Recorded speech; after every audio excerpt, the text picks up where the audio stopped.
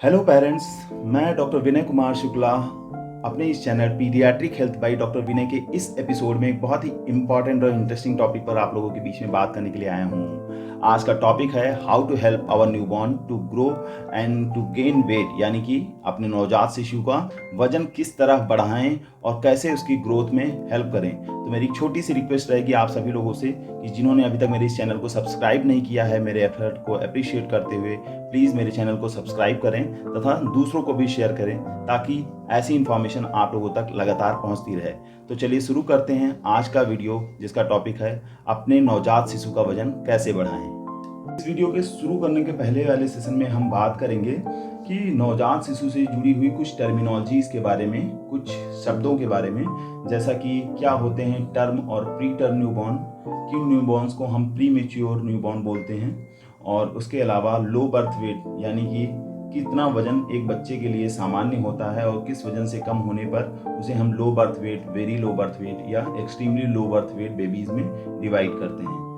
कि जो भी नवजात शिशु समय पर या 37 वीक ऑफ जेस्टेशन एज को कंप्लीट करके डिलीवर होते हैं, ऐसे न्यूबॉर्न को मेडिकली टर्म न्यूबॉर्न बोला जाता है।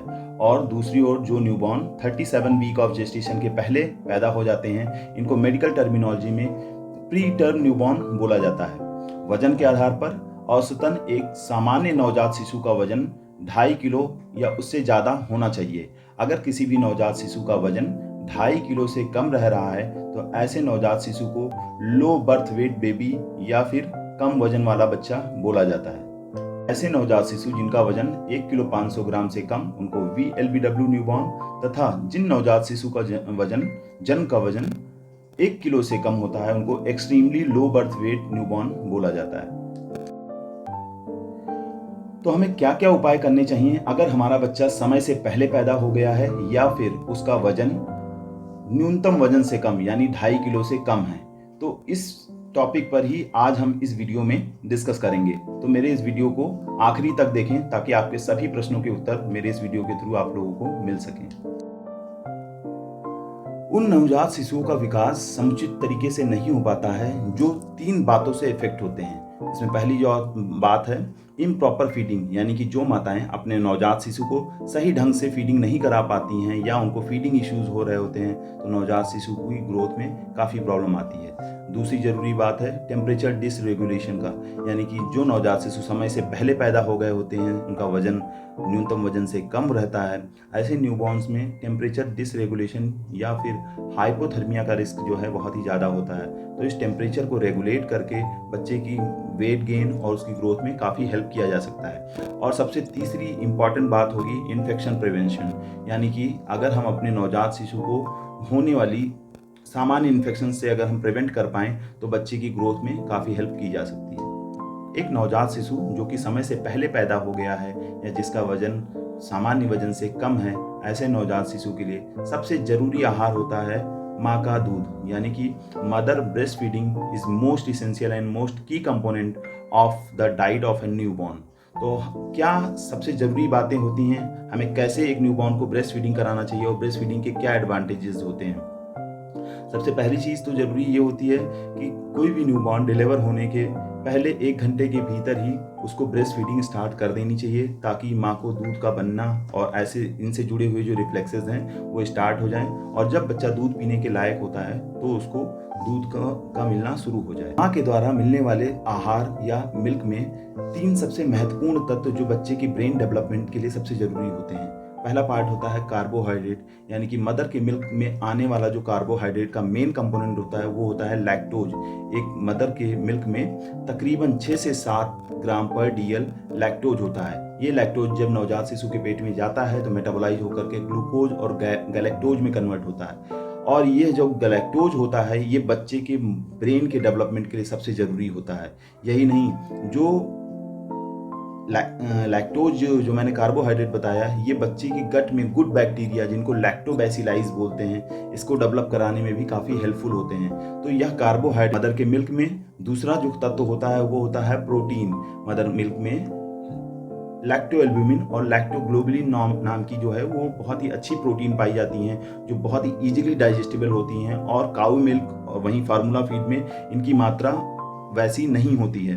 तो यह जो प्रोटीन होती है ये इजीली डाइजेस्टेबल और बच्चे की इंटेस्टाइन के लिए काफ़ी अच्छी होती है।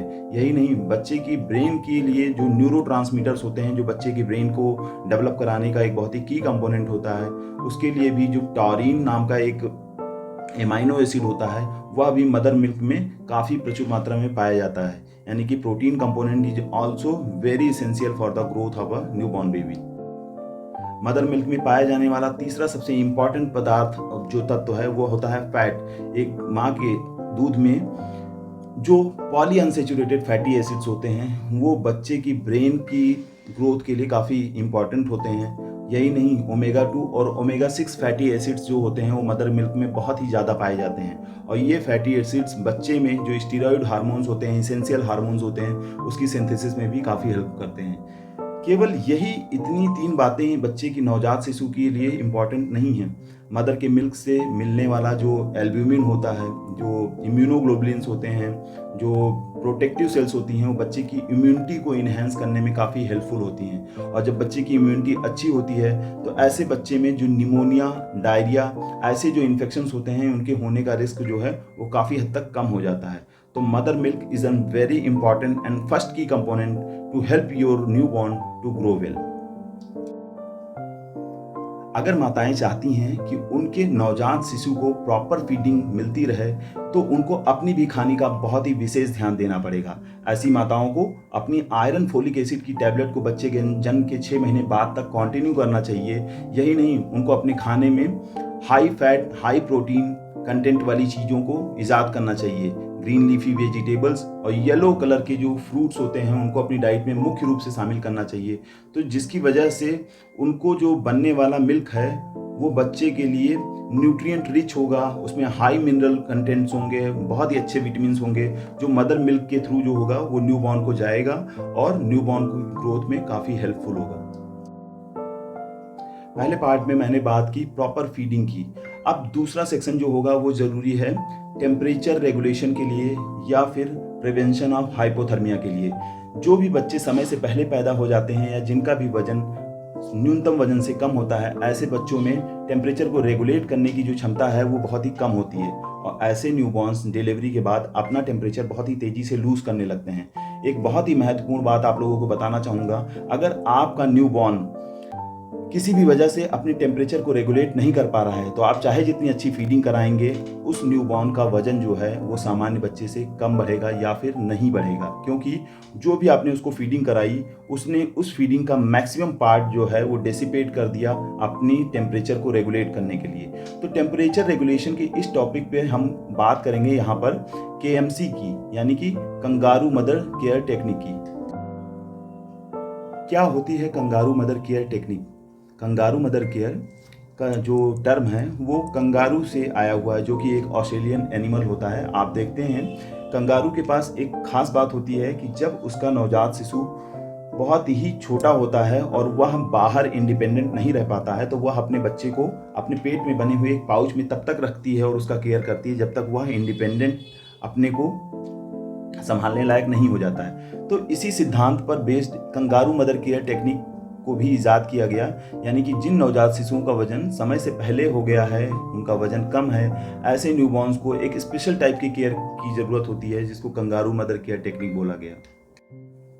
कंगारू मदर केयर टेक्निक ना सिर्फ नवजात शिशु के टेम्परेचर को रेगुलेट करने में ही हेल्प करता है, इसके अलावा वह मदर और न्यूबॉर्न में एक बहुत ही अच्छी बॉन्डिंग डेवलप करता है, जिसकी वजह से न्यूबॉर्न तो सिक्योर फील करता ही है, मदर को अच्छे से मिल्क फॉर्मेशन भी होता है और इसका अल्टीमेट जो एम होता है वो होता है कि ऐसे नवजात शिशुओं का जो ग्रोथ है वो काफ़ी अच्छा होता है। इसके अलावा हॉस्पिटल में अगर KMC टेक्निक को बहुत ही अच्छे से किया जाता है तो it also decreases the chance of hospital acquired infection, यानी कि हॉस्पिटल के द्वारा होने वाले इन्फेक्शन के जो चांसेस हैं वो नवजात शिशुओं में काफ़ी हद तक कम हो जाते हैं।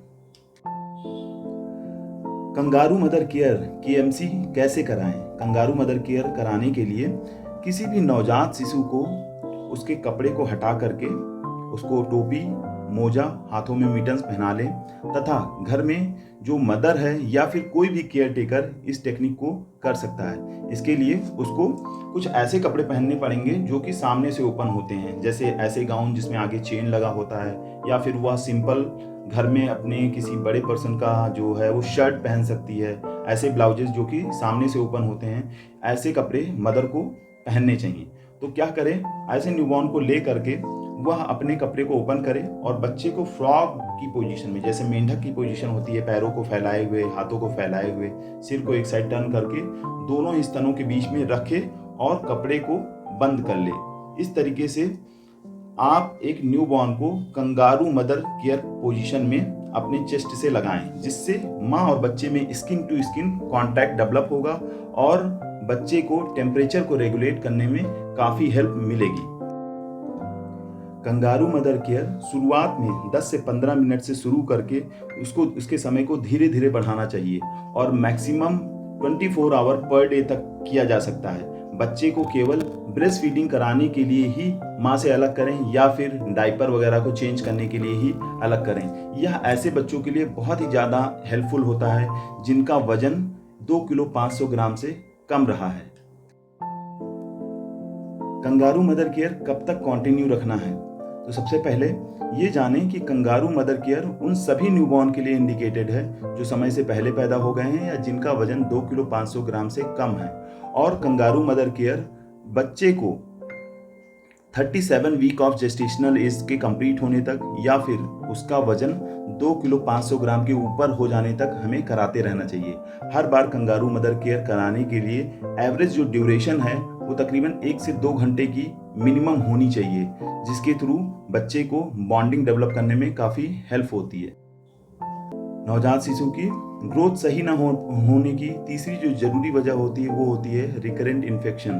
तो रिकरेंट इन्फेक्शन के प्रिवेंशन के लिए आपको ज़रूरी है कि आप गुड पेरेंटिंग प्रैक्टिसेस, जैसा कि मैंने अपने प्रीवियस वीडियो में बताया था कि एक न्यूबॉर्न के केयर के लिए कौन कौन सी कॉमन चीज़ें हैं जो हमें करनी चाहिए और कौन कौन सी खास बातें हैं जो हमें नहीं करनी चाहिए, उस वीडियो को आप जा करके देख सकते हैं जहाँ पे मैंने इस टॉपिक पर बात किया हुआ है। उसके अलावा जो भी बच्चे समय से पहले या प्री मैच्योर पैदा हो गए हैं उनके लिए रेगुलर डॉक्टर विजिट आपको करनी चाहिए, जिसके थ्रू अगर बच्चे में कोई परेशानी हो रही है तो आपका पीडियाट्रिशियन, आपके डॉक्टर उसको देख करके आपको तुरंत काउंसिल करेंगे।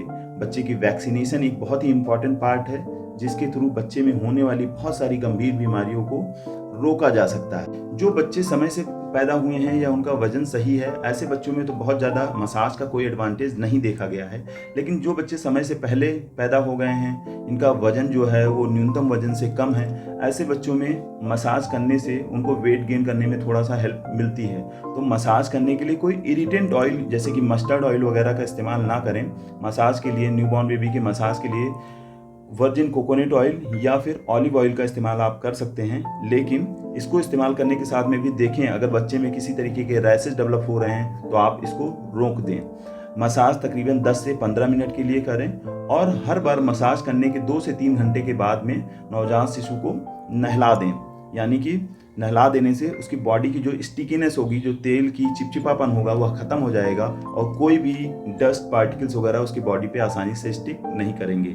तो इन सारी बातों को ध्यान रखते हुए आप अगर अपनी नवजात शिशु की केयर करते हैं तो डेफिनेटली आप उसकी ग्रोथ में और वेट गेन में काफ़ी हेल्प कर पाएंगे। आशा करता हूँ आपको आज दी गई जानकारी से लाभ होगा और अगर आपको मेरा ये वीडियो पसंद आया हुआ है तो प्लीज़ मेरे वीडियो को लाइक करें, मेरे एफर्ट को अप्रिशिएट करें तथा इस वीडियो को भी दूसरे भी पेरेंट्स को शेयर करें। Thank you so much.